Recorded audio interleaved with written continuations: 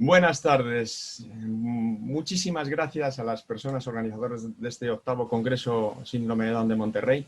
La verdad es que estoy encantado de estar aquí, estoy contentísimo y quiero agradecer a todas las personas que lo están organizando y que tanto trabajo han dedicado, y en especial a la doctora Teresa Aguilas Ocho, que me haya invitado a participar una vez más. Parece que no se cansa de verme a mí aquí.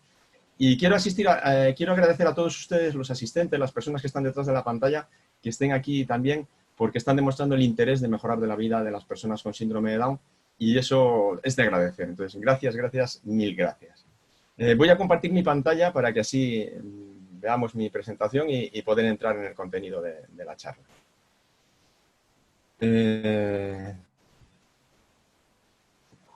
Bueno, antes de nada decir que creo que es una excelente idea la organización de este octavo Congreso Síndrome de Down en Monterrey. Nos encontramos en una situación muy difícil, complicada con la pandemia, y las personas que organizan el Congreso, Teresa a la cabeza, pues han pensado que tiene que seguir adelante, que esto no puede parar, y en este caso a través de pues, los medios tecnológicos, online, a distancia, pero que el Congreso sigue, ¿no? Yo creo que es una excelente idea el que este Congreso siga. Como luego voy a decir, hay que buscar soluciones nuevas para problemas nuevos y ahora nos encontramos en una situación muy, muy novedosa, ¿no? El que sea un congreso online, pues es algo distinto, y a ver cómo lo valoran las personas que vean las ponencias, ¿no? Pero yo creo que es la forma de aprovechar que podemos seguir en contacto a través de la tecnología, y que a pesar de que no nos podemos ver en persona y tocarnos y hablarnos, que podemos seguir trabajando en favor de las personas con síndrome de Down. Yo voy a hablar de la educación de los niños con síndrome de Down durante la pandemia. Sé que otras personas han tocado también estos temas, y lo que yo quiero decir es que las personas con síndrome de Down son especialmente vulnerables. En situaciones de crisis, en situaciones complicadas, en situaciones en las que hay especiales dificultades, siempre salen perdiendo las personas más débiles. Y en este caso nos encontramos en una situación verdaderamente difícil, ¿no? En estas situaciones mezclamos lo urgente y lo importante. Lo importante se queda en segundo plano muchas veces, y lo urgente nos arrastra. Las mascarillas, el peligro de contagio, pues parece que todo sale para perjudicar a las personas más débiles, más vulnerables, que son las personas con síndrome de Down, ¿no? Entonces no tenemos que olvidarlo, y a ese quiero yo dedicar el esfuerzo, ¿no? Cuando nos encontramos en una situación como esta, lo que nos invade es una ola de sentimientos, una ola enorme de sentimientos que nos aplasta, que nos arrastra, que nos empuja. Una ola que va unida a palabras como intranquilidad, inquietud, inseguridad, incertidumbre. Palabras que tienen todas delante un prefijo que es in, que en castellano significa que nos quitan, es sin. Sin eso nos han dejado, en esta situación, nos han quitado muchas cosas. Nos han quitado la tranquilidad, nos han quitado la calma, nos han quitado la seguridad, nos han quitado la certeza. No sabemos exactamente qué hacer ni cómo actuar. El sociólogo inglés Anthony Giddens decía: antes éramos libres y no lo sabíamos. Esta situación nos ha hecho ver que teníamos muchas cosas antes, que disponíamos de muchas cosas, de nuestra libertad, y de repente nos la han quitado. Dicen, anda, ¿cómo puede ser que de la noche a la mañana pasa como casi todas las cosas importantes, ¿no? No las valoramos. Tenemos muchas cosas que son importantes, no las percibimos, no las agradecemos, y es en el momento en que las perdemos en que decimos, anda, si esto que yo tenía ahora ya no lo tengo. Y esta situación nos ha puesto aquí, quitándonos todas esas cosas, ¿no? Pero hemos de tener claro que los problemas complejos tienen soluciones complejas, ¿no? No podemos encontrar soluciones fáciles a problemas de este estilo, ¿no? Decimos, bueno, pues en cuanto se encuentre la vacuna esto ya va a estar. No, esto va a tardar en solucionarse, esto va a ser complicado. Y lo que yo quiero plantear es que ante situaciones nuevas tenemos que buscar soluciones nuevas. Problemas nuevos requieren soluciones nuevas, ¿no? Y el hecho de que se organice este congreso de esta manera es una solución nueva ante un problema distinto, ¿no? Yo voy a plantear medidas que sirvan para los niños con síndrome de Down, pero que al mismo tiempo puedan ser útiles para todos o todas las niñas que comparten con ellos la escolaridad, ¿no?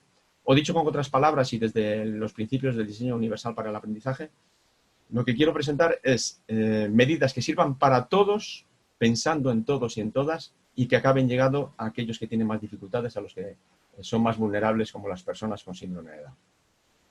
Voy a hablar de la educación de los niños con síndrome de Down durante la pandemia, y voy a dar una perspectiva, como a mí me gusta dar, tanto para docentes, para educadores, para profesores y maestros, como para padres y madres. Y por eso quisiera que en esta presentación me escuchen los padres lo que quiero decir a los profesores y los profesores lo que quiero decir a los padres. Por eso es importante que todas las personas que me escuchen se pongan en las dos perspectivas. Yo creo que la riqueza de congresos de este estilo, como el que se ha hecho en Monterrey siempre, era esta presencia de padres y educadores juntos, compartiendo espacios, compartiendo pasillos. Y yo quisiera en este momento que compartamos esas dos visiones, empezando por los profesores, que voy a empezar, para después dar la visión de los padres, para que todos nos pongamos en el lugar de los demás. Empezaré por este documento, porque si me dicen, ¿por dónde tenemos que empezar? Le dice, soluciones nuevas ante problemas nuevos, pero ¿por dónde empezamos? Pues hay que empezar por las emociones, hay que empezar por el cuidado emocional, porque estas situaciones a todos, como he dicho, nos ha llenado de emociones negativas, de emociones de intranquilidad, de inquietud, de incertidumbre, y tenemos que partir del cuidado emocional. Este es un documento elaborado por el Centro de Profesorado de Santander, en el que yo trabajo, y se llama Orientaciones para el cuidado emocional de nuestro alumnado en el periodo de confinamiento. Guía para docentes. Yo les recomiendo que enlacen, que busquen en Google, en un buscador de Internet, estas palabras y que descarguen estas orientaciones. Y empezamos por pensar en el aspecto emocional, en el bienestar de las personas, en el bienestar de los niños, ¿no? Entre esas sugerencias que aparecen en ese documento, yo voy a dar algunas que hablaban para los profesores, ¿no? Sugerencias de cuidado para una mejor gestión emocional. Y da ideas como planificar la nueva situación. Tenemos que explorar de forma creativa otras opciones de actuación y cómo llevarlas a cabo. La situación que estamos viviendo es distinta y tenemos que rehacer nuestra vida con nuevos parámetros, estableciendo nuevas rutinas, buscando una nueva organización de nuestra forma de vivir. Es imprescindible que el profesor, pero también el padre, cuide sus necesidades físicas básicas. Hay que mantener los horarios de sueño, cuidar la alimentación, realizar ejercicio físico, sentirse bien. Utilizar válvulas de escape. Siempre que sea posible, cuando nos encontremos presionados, ansiosos, estresados, buscar formas como escuchar música, leer un libro, hablar con gente querida, recuperar una afición que teníamos abandonada. Importantísimo mantener el contacto, mantenerse conectados a través del teléfono, de las redes sociales, con nuestros familiares, nuestros amigos, nuestros compañeros de trabajo. Conversar con las personas mayores, ofreciéndoles normalidad y seguridad. Es importante también contar cómo nos sentimos a otras personas. Mostrar una actitud positiva. Una actitud positiva no significa mostrarse siempre alegre. Implica actitudes creativas para afrontar los retos. Si me preguntan qué actitudes serían estas, el optimismo en primer lugar, pensar que todo va a salir bien. La gratitud, lo decía antes, valorar lo que tenemos y que no nos damos cuenta de que lo tenemos. Y la esperanza, que son actitudes tremendamente valiosas. Y les sugeriría también que limiten la exposición a información tóxica. Es importante informarnos, estar al día, pero adecuadamente. Evitar la sobreinformación. Nos bombardean con informaciones negativas, con contagios, con fallecimientos. Las imágenes y las noticias sensacionalistas aumentan el estrés y tenemos que huir de ellas. Estas son solo algunas sugerencias que aparecen en ese librillo y que yo les transmito para los profesores, pero también para los padres. ¿Qué tenemos que trabajar en este ámbito de las emociones respecto al niño con síndrome de Down? La seguridad y la confianza. Transmitirles seguridad, ayudarles a que se sientan seguras, que se sientan seguros, que sientan que estamos a su lado, que les damos la mano, que vamos juntos hacia el mismo horizonte. Y transmitirles confianza, creer en ellos, decirles, sé que lo vas a hacer bien. Las personas que exigen a los niños con síndrome de Down significa que creen en esas personas, en los niños, porque les están pidiendo más. Confiemos en ellos. Y démosles pie a que puedan sacar lo mejor que tienen dentro de sí. Ahora voy a hablar del concepto de inclusión. Desgranado el concepto de inclusión, que yo voy a hablar de inclusión educativa, pero la inclusión educativa es un paso en el camino hacia la inclusión social plena de las personas con síndrome de Down. Tiene estos principios, estos pilares, estas bases. La presencia, el niño o la niña, en el caso de la escuela, que acude a la escuela con los demás. La participación, no solo tiene que estar en la escuela, sino que tiene que participar en lo que allí se esté haciendo. Y luego se tiene que producir el aprendizaje, y se tiene que producir el rendimiento. Esos tres pilares, presencia, participación, aprendizaje o rendimiento, sustentan la inclusión. ¿Qué ocurre en esta situación que estamos viviendo de confinamiento o en esta situación de alejamiento de la situación escolar normalizada? Pues lo que ocurre es que ya no hay presencia. Puede darse el caso que de repente nos digan que ya no se va a la escuela como hubo en el periodo de confinamiento. Ya no podemos ir a la escuela, ya no hay presencia. Y si no hay presencia, ¿cómo podemos conseguir la inclusión educativa? Pues con una presencia como esta, virtual. Hay muchos caminos para lograr la inclusión, para que puedan participar en la escuela y para que puedan obtener éxito educativo, que es lo que pretendemos. Yo voy a plantear la exposición desde las tres posibles situaciones que se pueden dar. La educación presencial, los niños van a la escuela. La educación a distancia, los niños tienen que estudiar desde casa, como pasó durante el periodo de confinamiento. O la situación semipresencial, en el que ahora, por ejemplo, en España, acabamos de comenzar el curso escolar después de 3 meses de confinamiento y 2 meses de vacaciones, y puede que de mañana pues alguien pues ya no puede ir a la escuela. Y de repente hay unas clases presenciales, otras no presenciales, y voy a plantear esas tres posibilidades de la educación, que sea presencial, semipresencial o a distancia. Me centraré fundamentalmente en la perspectiva a distancia, online, porque la enseñanza presencial es la de toda la vida y sobre esa ya he hablado en muchas ocasiones. Vamos a ir a la enseñanza presencial. Volvemos al cole, volvemos a la escuela. Como comentaba, en España hemos empezado ahora en septiembre el nuevo curso escolar y estamos todos entusiasmados por volver a ver a nuestros compañeros, a nuestras compañeras, a nuestros amiguitos, a nuestros profesores, a nuestras profesoras. Volvemos a lo que hemos llamado en España, y creo que en otros sitios también, la nueva normalidad. La nueva normalidad en los centros educativos, si ustedes ven esta diapositiva, pues supone buscar espacios donde encontrarnos todos. Claro, hay que encontrar un espacio muy grande en el cual los chicos, las chicas están separados en mesas, cada uno a la distancia correspondiente, con sus mascarillas, es de suponer, se han echado gel o se han lavado las manos, la profesora está ya lejos. La nueva normalidad lleva también a que los patios de recreo creen aquí en España por los grupos burbuja, ¿no? Grupos estables, los cuales si se contagia a un niño de este grupo, de aquí, pues ese es el grupo que queda confinado y los demás quedan libres. Pues claro, esto no es una normalidad como la anterior. Aquí están los niños jugando, los de blanco, otros de otro color, aquí los de azul, aquí los de amarillo, pero no pueden contactar entre ellos. Es una situación difícil, evidentemente. Y nos encontramos con esta imagen que me han mandado por WhatsApp y que a mí me resulta sumamente curiosa, en la cual se ve dentro de la escuela los niños colocados por filas, con la distancia interpersonal, las mascarillas es de suponer, el gel hidroalcohólico, pero fuera, aquí están los padres, las madres, todos cerca, a 1 metro, codo con codo. Bueno, pues paradojas que se producen en esta situación de nueva normalidad tan extraña que estamos viviendo. En esa nueva normalidad, en los centros educativos en España, lo que se sugiere en los centros es que creen un plan de contingencia para volver a las clases. No sé exactamente cómo será en México, no lo conozco, pero ese plan en España obliga a crear protocolos que sigan la normativa sanitaria. El uso de mascarilla, el lavado de manos, la distancia interpersonal, como decía antes. Claro, hay que pensar en el número de alumnos por aula. Antes hemos visto como en esa imagen, en un pabellón, pues había ahí muy pocos chicos ocupando un gran espacio, ¿no? Hay que mantener esa distancia social. Se han creado esos grupos burbuja o grupos estable para que si hay un contagio no se extienda a todo el colegio. Pero claro, eso requiere una organización de espacios y tiempos muy compleja, muy compleja. Los equipos directivos lo tienen verdaderamente difícil porque tienen que habilitar espacios, marcar señalizaciones, organizar los tiempos, ahora entra un grupo, luego entra otro para que no coincidan en las entradas. Es muy complicada la situación y la gente está haciendo lo que puede. Y yo creo que lo están haciendo bastante bien, por lo menos lo que yo sé aquí en España, ¿no? En Cantabria, por ejemplo, existe la posibilidad de crear la figura del coordinador COVID del centro, que es la persona encargada de gestionar todos estos imprevistos que surjan a través de los contagios.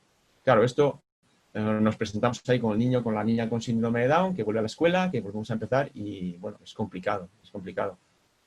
Insisto en que el alumnado más vulnerable es el que corre más peligro y que debe recibir una atención especial. En situaciones críticas suelen ser las personas olvidadas. Se atiende a la generalidad de los alumnos, pero los que están en los extremos, los que tienen más dificultades, pues es olvidar. Es importantísimo que pongamos el foco de atención en el alumnado más vulnerable, en el alumnado con síndrome de Down. Si me preguntan a mí, intentar en lo posible que acudan a clase, que sea presencial, que vayan a la escuela con los demás, porque en la escuela se aprenden cosas distintas que no están en los libros. Pero claro, siempre cuidando la salud, siempre estudiando cada caso y siempre minimizando riesgos, porque si un niño con síndrome de Down tiene problemas de salud añadidos, pues no merece la pena correr el riesgo. Pero si puede ser presencial, mejor. Atender a su salud integral, física, mental, emocional y social, de todos los ámbitos. Si me preguntan, por lo físico hay que tener cuidado, porque efectivamente tenemos que cuidar la salud, pero también se tienen que sentir bien y tienen que relacionarse. Respecto al currículum, seleccionar lo prioritario. Esto no me voy a parar porque luego voy a insistir en ello, en la idea de que menos es más. Pocas cosas, pero bien hechas. Cuidar especialmente el ámbito emocional, Y claro, una pregunta, las personas con síndrome de Down pueden tener dificultad para adaptarse a algunas de estas normas, ¿no? Usar mascarilla, que no respiren bien, que les cueste, lavarse las manos con la regularidad precisa, mantener la distancia y no abrazar a otros chicos, a otras chicas o compañeros de clase como a ellos les apetece, pues tendremos que buscar la manera, ¿no? Y el último punto es buscar la complicidad de las familias. No me voy a parar en él, y se lo sugiero a los profesores que busquen la complicidad de las familias, porque luego lo voy a desarrollar más detenidamente. Insisto, trabajar en el ámbito emocional. Aquí está mi libro Todo un mundo de emociones, en el que yo hace ya tiempo que estoy trabajando como el programa de educación emocional para niños y jóvenes con síndrome de Down, o el programa de educación emocional, que esto publiqué 2 artículos que ustedes pueden descargar de internet antes de publicar el libro. Siempre di importancia al ámbito emocional, en todas las situaciones, pero especialmente en estas situaciones de crisis, en estas situaciones difíciles, ¿no? Les sugiero que si quieren, descarguen este librillo, Emociona Down, de Down España. Es un programa de educación emocional con sugerencias para trabajar este campo y del que pueden sacar bastantes ideas. Lo mismo, entran en internet, en Google, en el buscador que ustedes quieran y lo descargan. Y les digo a los profesores que hay 2 emociones básicas para el aprendizaje. Y a ver si ustedes adivinan cuáles son. Pues se las voy a decir yo. La alegría y la sorpresa. Si ustedes quieren que sus alumnos aprendan, transmítanles con la alegría los contenidos y mantengan la sorpresa, el imprevisto, el que no sepan qué va a ocurrir ahora, porque eso siempre mantiene los ojos abiertos para ver qué es lo que va a pasar y cómo puedo aprender. Sirve en situación de confinamiento y sirve para siempre. ¿Y cómo conseguimos, que era la otra pregunta, que asuman las normas las personas con síndrome de Down, la mascarilla, el lavado de manos, la distancia interpersonal? Pues con el principio de las 3 R. Reglas, rutinas y responsabilidades. Se establece la regla, se hace conocer a toda la clase. Los niños con síndrome de Down son de rutinas, les gustan las rutinas, les gustan las cosas de la misma manera. Si esa regla que establecemos de la mascarilla de esta manera, las manos hay que lavarlas antes de entrar a clase, etcétera, ellos van a establecer esa rutina en su día a día y se convertirá en una responsabilidad. Precisamente los niños con síndrome de Down agradecen que las normas sean claras y saber lo que tienen que hacer en cada momento. Pasamos a la segunda posibilidad, la educación a distancia. El niño con síndrome de Down, a través de la pantalla, se pone en contacto con su profesor o con sus compañeros. Le remito a otro documento. Este libro se llama Manual para el teletrabajo docente. Está elaborado por José Luis Herrador, un asesor de formación en el Centro de Profesorado de Almería. Ustedes lo descargan de internet y lo leen despacio. Tiene muchísimas páginas con muchísimas ideas, con muchísimas propuestas para trabajar a distancia. Yo lo que he hecho es un decálogo que él elaboró sobre el buen teletrabajo docente, le he adaptado a las personas con síndrome de Down. No voy a asumirme la autoría de este texto porque es de esta persona y yo la verdad es que me gusta lo que él ha presentado y les animo a que lo descarguen y lo lean despacio. Y lo que yo he convertido este decálogo en propuestas para el teletrabajo con el alumnado con síndrome de Down. Voy a dar 10 propuestas, una detrás de otra, y que explicaré detenidamente y que espero que les sirvan para el trabajo a distancia, online, con las personas con síndrome de Down. Primero, programar las tareas desde la inclusión. ¿Qué significa eso? Que hemos de planificar tareas que sirvan para todos y para todas. Y únicamente en el caso de que sea necesario, adaptamos los objetivos y los contenidos para el niño o la niña con síndrome de Down. Tenemos que tener que desde el principio de nuestro planteamiento la perspectiva de que todos los niños tienen cabida en nuestra escuela y el niño con síndrome de Down también. Entonces tenemos que programar desde el principio las tareas pensando en todos. Escribí hace un tiempo un artículo sobre diseño universal para el aprendizaje, pero los principios fundamentales de los que estamos hablando son precisamente eso, los principios del DUA. Buscar múltiples formas de representación, múltiples formas de acción y expresión y múltiples formas de participación. Les animo a que busquen en la página de educadua.es esos principios del DUA de cómo presentar para que todo el alumnado tenga cabida en nuestra propuesta de clase, ¿no? Por un lado, múltiples formas de implicación. Esto está relacionado con la motivación. Múltiples formas para animarles a que participen en el proceso de aprendizaje, ¿no? Por ejemplo, buscar formas, opciones de captar su interés, opciones para mantener el esfuerzo y la persistencia, opciones para la autorregulación. Las múltiples formas de representación significa presentar la información desde muchos caminos para que les llegue a su mente por muchas vías. Opciones para la percepción, opciones para el lenguaje, las expresiones matemáticas y los símbolos, utilizando diferente vocabulario o símbolos, opciones para la comprensión. Y por último, múltiples formas de acción y expresión. Es decir, buscar muchos caminos para que ellos puedan expresar aquello que han aprendido. múltiples opciones para la interacción física, para la expresión y comunicación o en el ámbito de las funciones ejecutivas. No me puedo parar, pero les animo a que profundicen en el ámbito del diseño universal para el aprendizaje. El punto segundo que sugerimos para trabajar el equipo docente es la coordinación. La coordinación de todo el equipo docente. Todos a una, como los tres mosqueteros. Uno para todos y todos para una. ¿Qué supone eso? Pues, por ejemplo, utilizar la misma plataforma. Trabajar todos con la misma plataforma.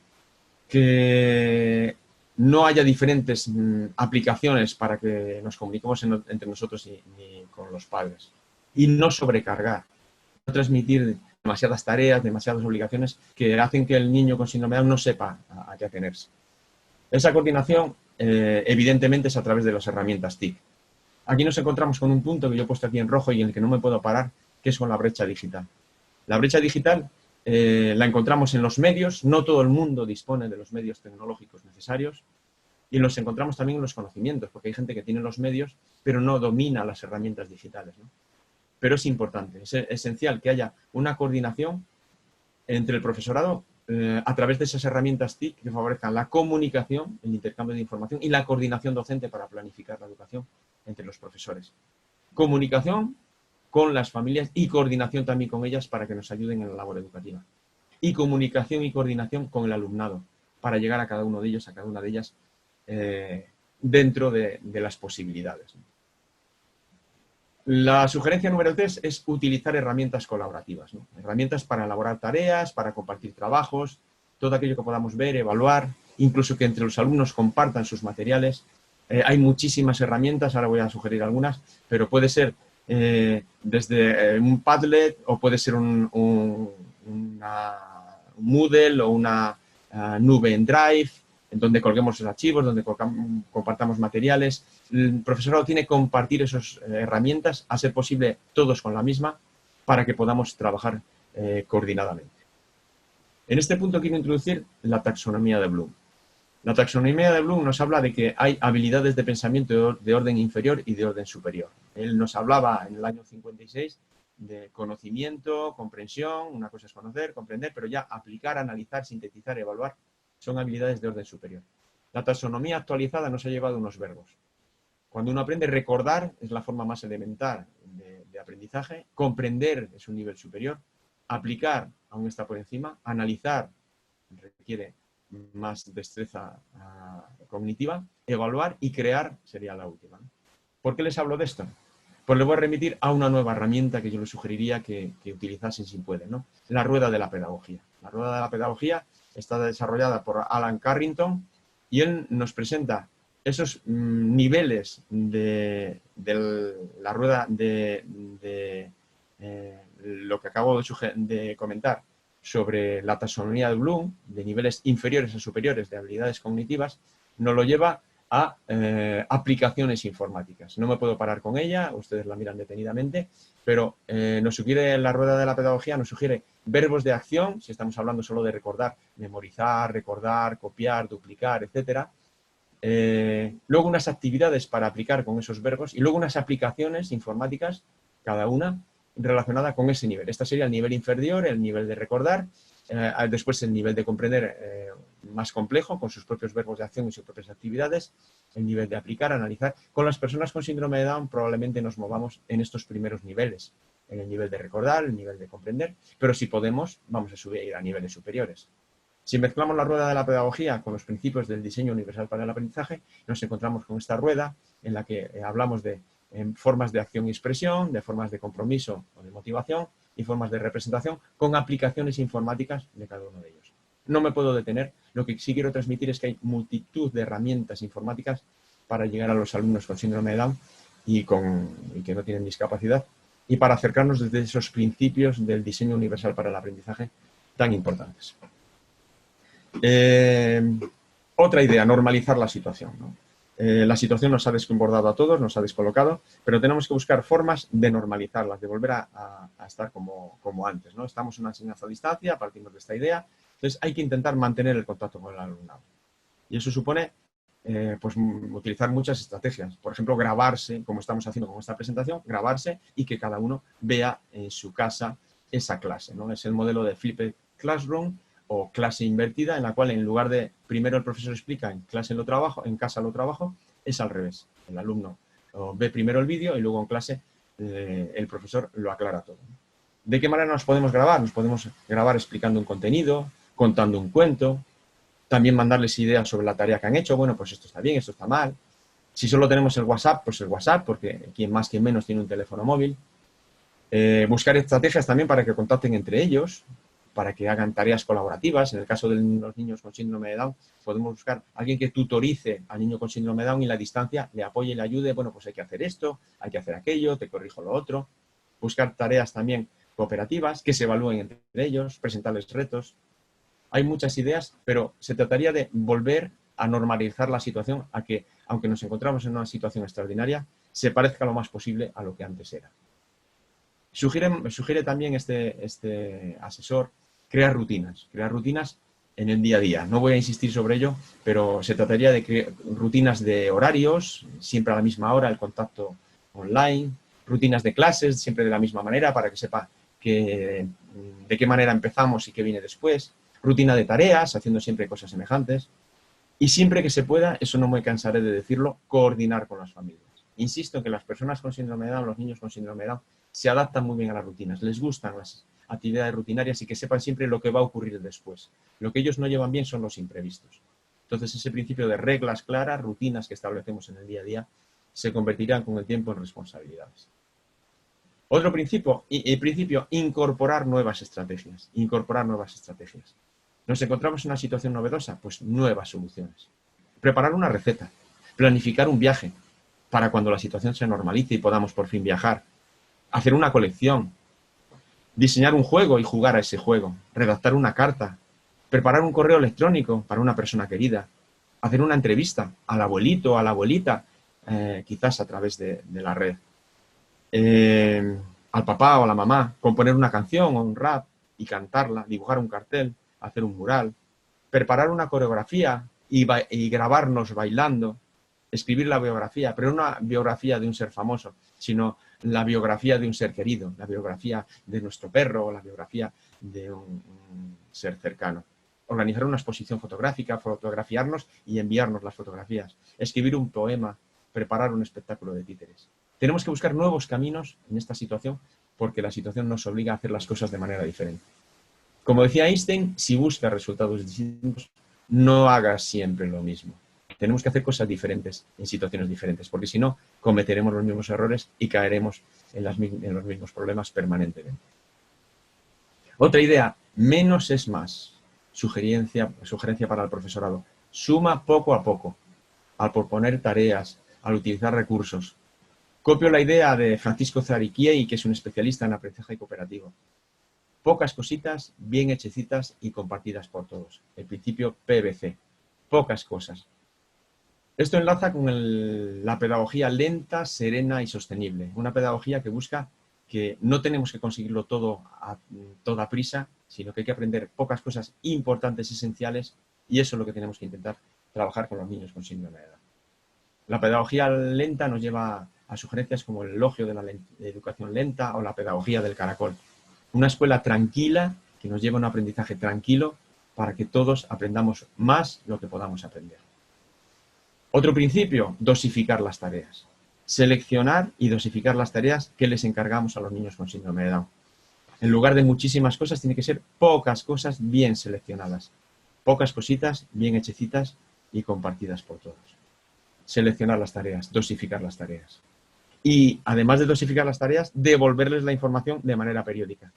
Decirles que esto está bien, esto está mal. No hace falta que sea siempre a través de un trabajo que han tenido que corregir, sino sencillamente decirle, pues mira, en un WhatsApp, en un mensaje, en un correo electrónico, esto está estupendo, qué bien, sigue así. Se trata de hacer un seguimiento cercano. Tienen que sentir que estamos ahí, que estamos a su lado, que estamos en la distancia, pero a través de los medios tecnológicos, en lo que podemos, queremos sentirnos cerca de ellos. Y por último, empatizar con el alumnado y con sus familias. Sugerir para el profesorado que empaticen, que se pongan en lugar de las familias, que sepan lo que están viviendo, que hay familias que han perdido su puesto de trabajo, que hay familias que tienen familiares enfermos, que están en cuarentena, que se han contagiado, que han tenido una pérdida de un ser querido hace poco, que están viviendo una situación difícil. Lo saben los profesores, pero es el momento de recordarlo. De nuevo, lo emocional por encima de lo académico. Todas estas propuestas que he planteado para el teletrabajo docente, para responder al alumnado con síndrome de Down, si ustedes me preguntan, sirven para todo el alumnado, ¿no? Valen para todos. Y para cualquier momento, no solamente para cuando estamos en una situación de confinamiento. Programar tareas para la inclusión pensando en todos. Coordinar el equipo docente. Utilizar herramientas colaborativas. Normalizar la situación, crear rutinas. Menos es más, dosificar tareas, empatizar con el alumnado y sus familias. Vale para siempre, con lo cual lo he puesto en el apartado de enseñanza a distancia, pero vale para cualquier momento. La enseñanza semipresencial. Solo voy a utilizar esta diapositiva con 3 ideas. De repente vamos a suponer que suspenden la docencia presencial, que de repente un grupo de niños, pues hay un contagio en ellos y tenemos que volver a casa. Y ahí nos encontramos con que de repente en casa, de repente a distancia, o una maestra o un maestro que de repente pues se tiene que quedar en su casa, ¿no? Insisto en las ideas que dije antes y no voy a darle muchas vueltas, ¿no? Fijar herramientas tecnológicas de coordinación y comunicación. De coordinación con las familias, de comunicación con el alumnado y de comunicación entre el profesorado. Y en esta idea de semipresencial, quedar con aclararles que los niños con síndrome de Down, el alumnado con síndrome de Down, tiene dificultad para adaptarse a los cambios. Les cuestan los cambios. Y esto les hace difícil para ellos estas situaciones. Entonces, una situación en la que un día voy a clase, dentro de 10 días vuelvo, ahora de repente no, ahora desde casa, eso les confunde. Vuelvo a lo de antes. El orden, las rutinas, el que sepan siempre lo que tienen que hacer es lo que más les ayuda. Y voy al principio de buscar la complicidad de las familias. He hablado antes de que lo esencial, lo importante que es conseguir que las familias estén en contacto con nosotros. Como decíamos antes, quiero que los padres escuchen lo de los profesores y los profesores escuchen lo de los padres. La parte que viene ahora está dirigida fundamentalmente a las familias, a los padres y a las madres. Y parto de esta idea que utilizo en muchas de mis conferencias, ¿no? Nos cuidamos para poder cuidar. Si en el avión baja la máscara, la mascarilla, porque de repente ha habido un problema y falta el aire, lo que dicen siempre es póngase usted la máscara primero. Dicen a la persona que si tiene al lado a un niño, a una persona con discapacidad, a una persona dependiente, lo que tiene que hacer es ponerse primero la mascarilla, porque si le ponemos primero la mascarilla al niño, lo que va a ocurrir es que quizás nosotros nos desmayemos y no tengamos mascarilla para nadie. Es fundamental que nos cuidemos para poder cuidar. Es fundamental que nos sintamos bien, porque no podemos dar lo que no tengamos. Y esto sirve tanto para profesores como para padres. Ideas de cosas que hemos aprendido durante el confinamiento. Aprendimos lo importante que es el cuidado emocional. La idea de que si yo estoy bien, tú estás bien. Y que no podemos dar lo que no tenemos. Si yo no tengo bienestar, malamente te lo puedo entregar a ti. Nos enseñó el confinamiento la intensidad de la vida familiar. En ese momento tuvimos que estar en casa durante mucho tiempo sin poder salir. Pues esos lazos familiares que se crearon, por favor, reforcemos esos lazos familiares. Reforcemos, aprovechemos que ahora la situación más o menos vuelve a la nueva normalidad para recordar que esos lazos son lo más importante. Y otra cosa que nos enseñó el confinamiento es que tuvimos que trabajar a distancia y nos mostró una cercanía. Porque los docentes, a través de la pantalla, entraron en nuestras casas, entraron en la casa de los padres. Y al mismo tiempo, los padres entraron en la casa de los profesores que hacían una videoconferencia. Y vieron al profesor en zapatillas o en bata, dando su charla, o como me ocurre a mí ahora, pues en la habitación en la que me encuentro. Y entonces hay esa cercanía que quizás no hubo nunca y que hemos de aprovechar. De profesores y padres unidos trabajando por el mismo fin, el bienestar de las personas con síndrome de Down, el bienestar de los alumnos. En el canal Down 21, aquí aprovecho para hablar del canal Down 21 en el que yo trabajo, down21.org en internet. Para quien no lo conoce, les animo a que entren y busquen todo el material que hay ahí. En el canal Down 21 tenemos un foro en el que recibimos preguntas y lo que voy a hablar ahora de los padres se refiere a esas preguntas que he recibido en el canal y que preocupaba a los padres en esta situación de pandemia, en esta situación de enseñanza online.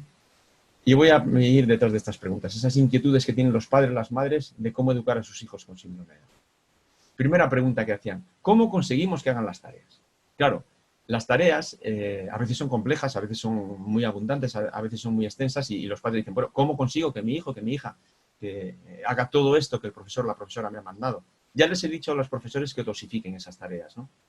Pues yo les digo a los padres, cuestionen las actividades que les envían a distancia. Lo que hay que buscar es el sentido, aquello que tenga sentido, aquello que sirva y la cantidad. De nuevo, menos es más, pocas cosas pero bien hechas. Hay que realizar una selección de tareas, lo que les pueda interesar a los niños con síndrome de Down y lo que les pueda servir, lo que les guste, les atraiga, les motive y los que les sea útil para ahora o para el futuro. La carga de trabajo la ha de marcar la capacidad del niño, no la marca el deseo del profesor de que trabaje. Tiene que ser el niño el que marque la carga de trabajo. Y de nuevo volvemos a los principios del DUA. Actividades motivadoras, útiles, funcionales, basadas en sus gustos e intereses, porque es la forma de conseguir que hagan sus tareas.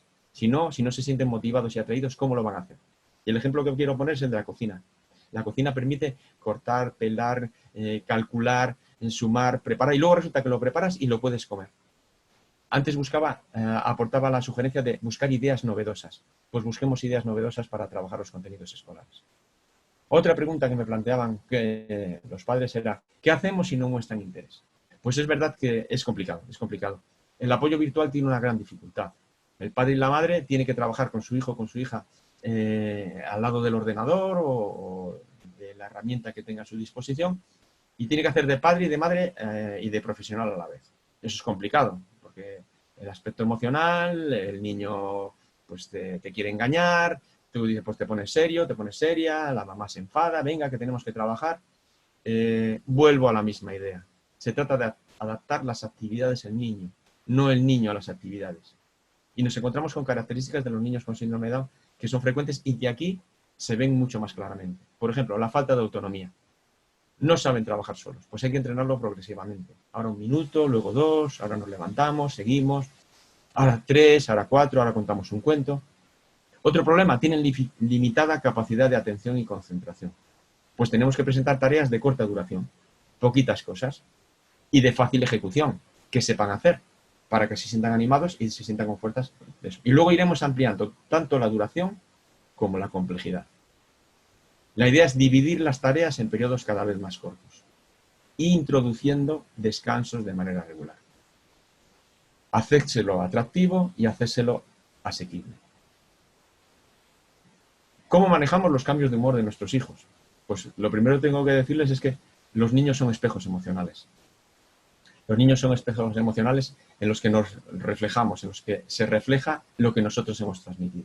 Las emociones son contagiosas. Y a veces esos cambios de humor de nuestros hijos no son más que un reflejo de nuestros cambios de humor también. Es esencial, como antes decía, el cuidado emocional. Hay ideas que podemos abordar. Preguntarles con frecuencia cómo se sienten. Explicarles cómo nos sentimos nosotros. Porque diciendo cómo me siento yo puede entender cómo se siente él. Buscar cauces para que liberen esas emociones. Para que se desahoguen. Para que suelten lo que tienen dentro. Utilizar los cuentos, que cada vez hay más cuentos para hablar de emociones, las canciones, los juegos, todo aquello que permita expresar a través del cuerpo y de la voz aquello que estamos sintiendo. Pero con esta idea de fondo, todas las emociones son aceptables. Es tan válido estar alegre y contento como estar triste y enfadado. Las dos emociones tienen sentido y las dos emociones son aceptables. La idea final, a las emociones hay que darles espacio y a las conductas ponerles límites. ¿Qué significa eso? Que siempre que hemos de buscar lugar para que la emoción se pueda liberar, para que pueda salir. Sea una emoción positiva o agradable, una emoción negativa o desagradable. Sea alegría o sea tristeza, ira o miedo. Tenemos que dejar espacio para que esa emoción se libere. Pero la conducta es lo que tenemos que limitar. Tenemos que decir que entiendo que estés enfadado, comprendo que estés enfadado, pero no puedes dar un portazo al salir de tu habitación. A las conductas hay que ponerles límite. Y la idea que decía antes, los niños son espejos que reflejan lo que ven. Si un niño está manifestando enfado, tristeza, ira, miedo, igual es algo que está viviendo. Especialmente los niños con síndrome de Down son como antenas emocionales que captan lo que les rodea. Entonces, miremos a ver qué estamos emitiendo. Vuelvo a insistir en el bienestar emocional del docente. Si nosotros mostramos actitudes positivas, actitudes optimistas, eso es lo que reflejarán nuestros hijos, nuestras hijas, y es la forma de llegar a ellos. Entonces, miremos qué estamos emitiendo, porque ellos no son más que un espejo que refleja lo que nosotros emitimos. En resumen, no sé si he hablado mucho, si he hablado he dado demasiada información. Sí he hablado deprisa, porque yo siempre hablo bastante deprisa, lo reconozco. Les he querido entregar una serie de documentos para trabajar y siempre desde un enfoque emocional. Las orientaciones para el cuidado emocional de nuestro alumnado en el periodo de confinamiento, que ustedes pueden descargar de la página del CEP de Santander. El cuadernillo Emocionado de Down España, con sugerencias para trabajar las emociones. El manual para el trabajo docente de José Luis Herrador, de Almería. La rueda de la pedagogía, con todas sus sugerencias de aplicaciones y herramientas TIC para trabajar en esta situación que estamos viviendo de pandemia. Y los principios del diseño universal para el aprendizaje, que sirven para ahora y sirven para siempre. Yo les animo a que profundicen en cada uno de estos puntos, que lo busquen en internet, que lo descarguen y que busquen ideas precisamente para conseguir ese aprendizaje para todos. Yo en todas mis charlas cuento un cuento. Entonces, tengo la costumbre de contarle moviéndome por el escenario. Las personas que me han oído en más ocasiones pues lo sabrán. Entonces, ahora me encuentro en una situación distinta porque yo quiero moverme, yo quiero desplazarme, ir hacia un lado, hacia otro, mover mis manos para que ustedes vean qué es lo que quiero comunicar. Pero me voy a limitar a sencillamente leer el cuento que tengo delante de mí y que va a transmitir la idea final de esta charla que le estoy impartiendo. Cuenta la leyenda que un rey de un reino muy, muy lejano pidió a los sabios de su corte un anillo especial. Quiero que fabriquéis un anillo precioso para ocultar en él un mensaje que pueda ayudarme en momentos de desesperación. Ese mensaje ha de ser muy breve para poder inscribirlo. Aquellos eruditos se habían escrito grandes tratados, pero no sabían cómo darle un mensaje de 2 o 3 palabras que pudiera ayudar al rey en esos momentos en los que consideraba que esa ayuda podría marcar la diferencia. El monarca tenía un anciano sirviente que le dijo: no soy culto ni erudito, pero conozco el mensaje que buscas, porque lo compartió conmigo un sabio hace mucho tiempo. El anciano escribió 3 palabras en un pequeño papel, lo dobló y se lo entregó al rey con la advertencia: haz que lo inscriban en el anillo, pero no lo leas. Míralo solo cuando sientas que todo ha fracasado y no encuentras salida a la situación. El momento llegó cuando el país fue invadido y el rey tuvo que huir a caballo para salvar la vida mientras sus enemigos le perseguían. Llegó a un lugar donde el camino se acababa al borde de un precipicio. Estaba pensando en arrojarse al vacío y de repente se acordó del anillo. Lo sacó y encontró el siguiente mensaje: esto también pasará. Mientras leía aquella frase, los enemigos que le perseguían se perdieron en el bosque al errar el camino, y pronto dejó de oír el trote de sus caballos. Tras aquel sobresalto, el rey logró reunir a su ejército y reconquistar el reino. En la capital hubo una gran celebración que se prolongó durante varios días. El monarca quiso compartir la alegría con el anciano, a quien agradeció aquella providencial perla de sabiduría. Le contó cómo aquellas palabras le habían ayudado a calmarse para no descubrir su posición, o a no tirarse por aquel precipicio cuando todo parecía perdido. El anillo le había salvado la vida. El anciano, mientras sonreía, porque entendía la alegría del rey, le pidió: ahora vuelve a mirar el mensaje.